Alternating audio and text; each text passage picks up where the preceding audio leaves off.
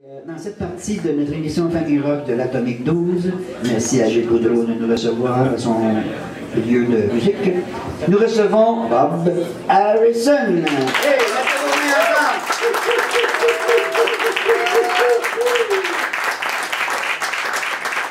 merci beaucoup, Bob, de t'être déplacé. Donc, si on fait juste un petit regard, on a appris que tu avais commencé quand même à jouer, à faire de la musique à l'âge de 8 ans, c'est vrai? J'ai commencé même plus jeune que ça. Oui. J'ai commencé à 8 ans régulièrement. Oh, oh. Parce qu'à l'âge de 6 ans, j'ai commencé à jouer pour remplacer le drummer de mon père parce qu'il était pas aussi bon que moi, ça a l'air.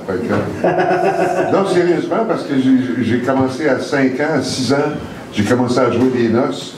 Puis à l'âge de 8 ans, mais là, je jouais régulièrement toutes les fins de semaine. C'est formidable. Tu avais un nature, comme on dit, c'était la nature de jouer là. Il y a quelque chose qui s'est passé là, quand même. Ben, vois-tu, mon père, ma mère jouait de la musique, puis ils pratiquaient à la maison quand moi j'étais jeune. Ah. Fait que ça n'a pas été long que je veux faire partie de la gang. Puis t'es embarqué. Puis là, ben, j'ai embarqué sur le drum est à la maison chez nous. Fait que ça n'a pas été long. C'est bien. On sait que par la suite, oui, tu as joué du drum avec beaucoup de groupes. Ta carrière au niveau du drum s'est développée sur plusieurs années, hein? Ben, j'en joue encore un peu. Oui. Mais oui, je suis parti disons, du Québec. Là, je me suis ramassé en Ontario, j'ai fait du western, du country plutôt. Ensuite, j'ai fait du jazz. Ensuite, je suis revenu, j'ai fait du jazz progressif, fusion, avec mon frère, qu'on a eu 3 albums avec Dillinger. Dillinger, c'est pas connu vraiment au Québec, mais à l'époque, Roche faisait notre première partie. Non! Oui, oui. Elle va le mettre là-dessus, là! Oh. Oh. Oui. En Ontario? En Ontario, oui. Mais c'était le début de Rush, tu sais. Oui, mais c'était le début. Mais de toute façon, il y a eu cette époque-là où c'était l'époque où on avait la musique, tu sais, comme progressif. Tu sais, Genesis, tout ça, ça a ouvert beaucoup de portes du côté musical qui n'était pas standard, c'était pas du blues, c'était pas du jazz, c'était expérimental. Voilà. Et puis, c'était un groupe, quel que soit le groupe, mais c'était.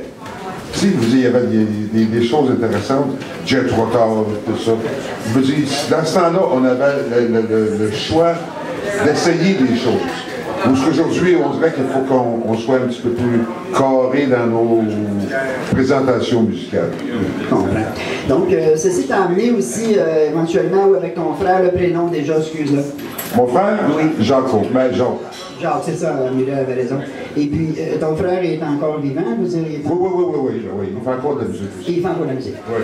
Et toi, progressivement, t'en es venu à connaître quand même des noms qui sont devenus célèbres. Tu as joué avec d'autres personnages du milieu. Tu peux nous raconter un peu ton arrivée dans le milieu de la musique québécoise? Québécoise? Oui. Québécoise, ben, j'ai travaillé plutôt en Ontario pendant un bon bout de temps. Jusqu'à l'âge de? Je pas vite, là. Non, mais... Ben, non, mais je suis vieux un peu, là. 30 ans? Hein? 30 ans? Jusqu'à là? Ah ben, attends, là. Je suis parti de l'Ontario, j'étais à Terre-Neuve. Quand Offenbach m'a appelé, parce que j'avais travaillé avec Breen Leboeuf en 72 en Ontario, puis là, ben, on cherchait un drummer pour Offenbach. Le Breen dit, je connais quelqu'un, ils m'ont trouvé à Terre-Neuve. Ça, c'était en 79. Oui. Ce qui fait qu'en 79, j'avais 29 ans. C'est ça, que je veux dire, à peu près 30 ans, donc, oui. Donc, tu arrives à l'âge de à peu près 30 ans, dans une formation déjà établie. Oui, sauf que Offenbach, il était pas vraiment comme établi, solide. Parce que je suis arrivé à l'époque de l'album Traversion. Traversion. Vois-tu, c'est là que le commencement de Offenbach s'est vraiment installé au Québec fort. Ensuite, on l'a fait en fusion avec Vic Vogel. Ça donné un gros coup de main. Ensuite, on a fait le forum. ce qui était complètement dément, vous dire, pour un groupe québécois faire le forum à l'époque. Puis c'était la plus grande expérience de ma vie. Je dirais, oui, je vais vous expliquer. OK? C'est pas vraiment un dessin, mais quand je suis embarqué sur le stage au forum, il y a quand même 18 000 personnes qui te crient après, tu sais. J'étais nerveux, toute la gang était nerveuse. C'est la première fois qu'on voyait Offenbach. Il n'y avait personne qui buvait de la bière, on ne faisait pas rien avant le show. On embarquait sur le show, tu sais. Puis, quand je suis embarqué sur le stage, il y a 18 000 personnes qui m'ont crié après. Mais physiquement, je l'ai senti. Je me suis reculé comme ça, j'ai senti la pression sur mon corps. Et ça, c'est un fait. Vous dire, des gens qui crient et puis poussent de l'air comme ça, tu le sens. Fait que, à partir de ce moment-là, j'étais nerveux. J'ai crié la première tonne, j'ai crié à tue-tête parce que je n'étais pas sûr d'être capable de finir le show ou de faire le show parce que j'étais trop nerveux. L'émotion était à son compte. Un maximum. Sauf qu'un coup parti, ben, c'était rendu comme une petite job, tu sais. Oui. Mais le départ était comme ça. C'est la plus grande expérience musicale que j'ai jamais eue dans ma vie. Un souvenir, comme on dit, majeur, hein? Puis que... Majeur. Oui. Donc, oui, des bonnes mains. Tu as fait 3 disques avec... 3 disques avec 4 quand même. Oui. Et donc, est-ce que c'est au moment où, disons que tu as quitté ou tu es parti d'Offenbach que tu as cessé de jouer de la batterie, du drum? La raison pour laquelle j'ai laissé... La raison pour laquelle j'ai laissé Offenbach, c'est justement que Offenbach, on travaillait en province régulièrement. Et là, on a fait le Forum, on a fait le Colisée de Québec, on a fait... Gatineau. Ensuite, nous sommes allés en France. Tu es allé en France? Ben oui. Fait que là, ben, on est revenu. Mais là, on ne travaillait plus. Tu ne vas pas jouer dans un petit bar après avoir fait le forum. Tu vas où? Tu sais, on est au Québec. Le Québec ne présente pas autant de salles de spectacle qu'on aimerait avoir, mais il n'y a quand même pas tellement de villes non plus au Québec. Fait que là, ben, on travaillait beaucoup moins.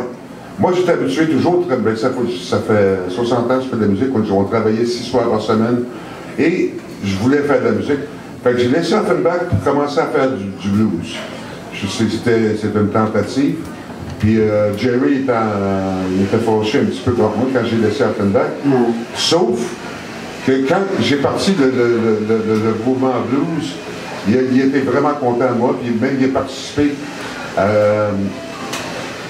aux sessions blues, parce que j'ai organisé pendant 13 ans des sessions blues sur la rue Saint-Denis. C'est ça. C'était tous des groupes québécois dispersés dans 13 bars pendant 10 jours. Ce qui était un mini-festival, si on veut, au Québec. Puis Jerry en a fait partie. Il était content pour moi. Il était plus fâché parce que j'avais laissé Offenbach. En quelque part, écoute, ben oui, parce qu'effectivement, tu as su faire quelque chose de tes talents, de ton talent, puis de tes connaissances en organisant un tel événement, tout ça. C'était une expérience parce que j'avais jamais chanté avant. J'ai commencé ça par pure expérience. Puis j'apprends toujours à chanter comme du monde. Pourrais-tu justement nous chanter un petit bout de... je sais pas, mais... n'importe quel, là... Tu veux que je te chante quelque chose comme ça? Là? Ben oui, voyons donc. Cette voix brisée par l'alcool. C'est bon, ça? Le cigare et c'est lui folle. Il y avait aussi, il n'y avait pas Colin de Blues à ton époque? Non. Colin de Blues, je la chante, mais c'est parce que Jerry la chante à haute aussi. Non, j'ai pas encore les couilles assez...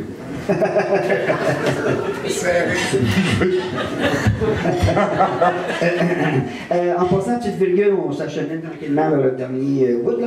Est-ce que tu as eu une famille? Est-ce que tu as eu des enfants qui vont suivre Non, j'ai pas eu la chance d'avoir d'enfants. Je me suis jamais marié. Ouais. Ah non, je suis marié et je l'ai pas.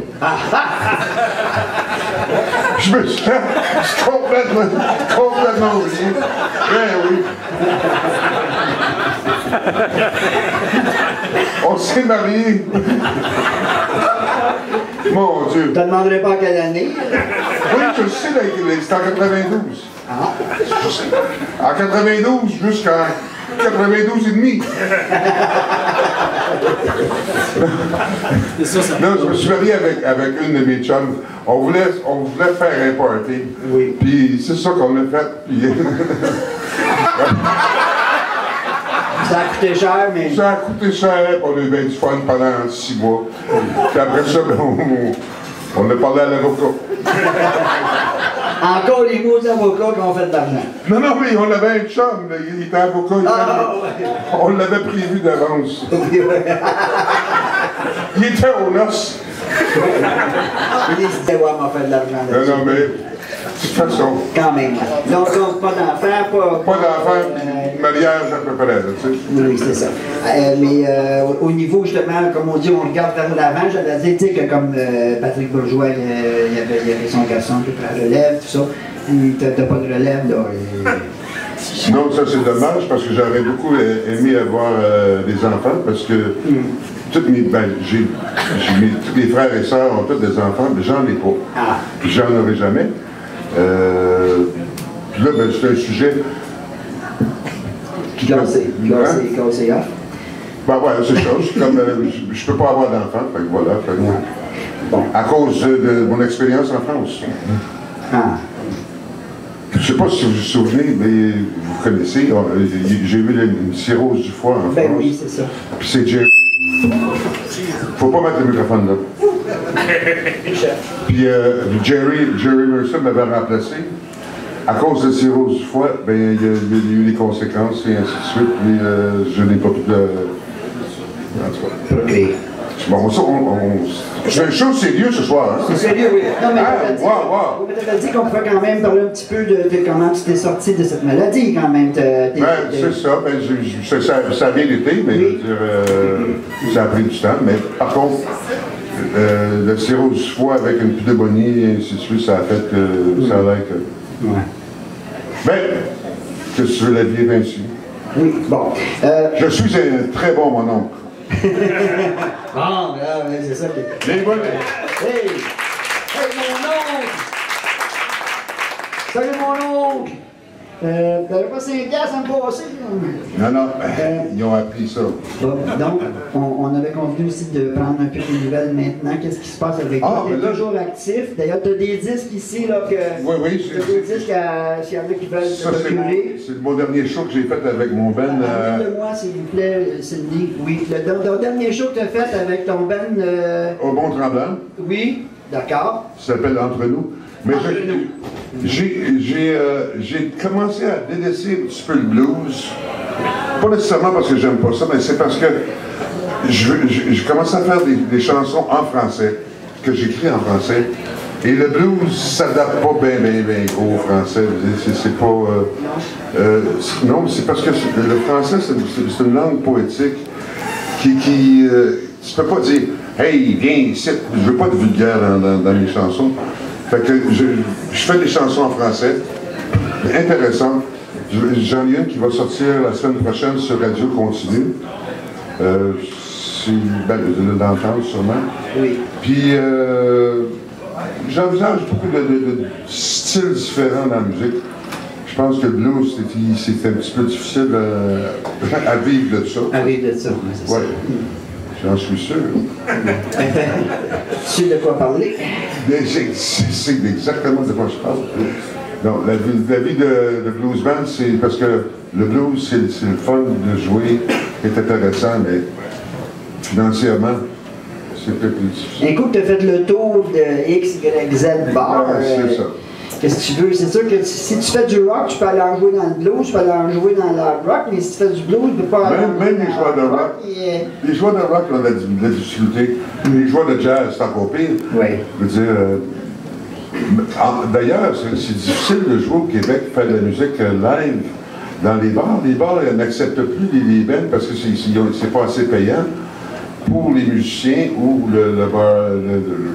les bars. Oui. Fait que comparativement, dans le temps où on avait beaucoup de bars avec des musiciens, aujourd'hui, ça n'existe pratiquement plus. Tu sais. C'est vrai.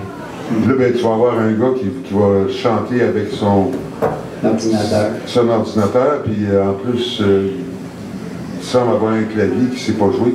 Il fait une peser sur un piton, ça part. Il chante.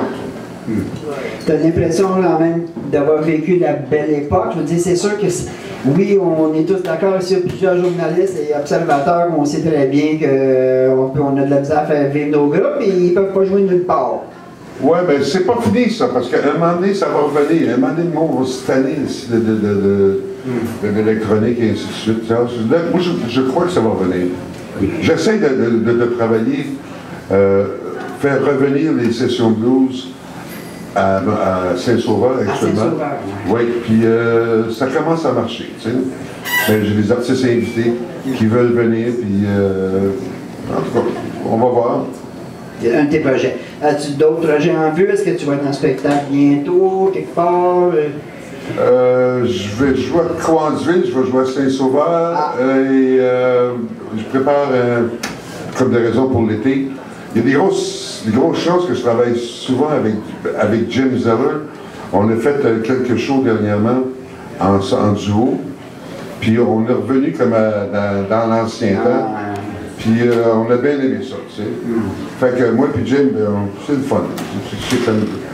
Puis Jim est en santé, là. Oui, hein, on l'a vu l'été passé, effectivement. C'est formidable. Non, il est en santé, il est fausse, c'est un fonceur, puis il a une crise de bon joueur. Oui, puis je vous joue très bien ensemble. Il me semble qu'il y a un beau match, là. Ben oui, c'est ça. On est plus vieux de la vieille, mais quand même, on a beaucoup d'énergie à donner. Puis on a un bon spectacle à donner aussi. Oui. Donc, en terminant, Bob, tu as quelques mots à dire à tous les jeunes qui sont venus ici ce soir? À tous les jeunes, c'est parce qu'on... Il y en avait rien qu'un. Il y en a un, puis en plus, il est vieux. Ben non, c'est le photographe. Oui, c'est notre plus jeune journaliste qui a 28 ans, c'est ça. Oui. Mais qui représente un autre aspect justement de génération. Puis il y a beaucoup de dans les autres générations, il y en a qui s'intéressent à ce qui a été fait. Donc nous, ben oui, c'est officiel.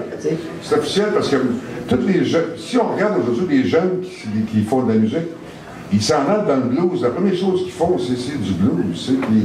Puis, par contre, ça reste toujours des bandes de garage. On ne sait pas ce qu'ils vont vivre éventuellement, mais quand même, c'est des petites bandes de garage intéressantes. Alors, donc, on rappelle, ici, il y a un disque qui est en vente ici ce soir, si vous le voyez aussi dans les magasins. Il est distribué par Depp. Non, c'est justement, c'est parce que c'est dommage, Depp a fait faillite.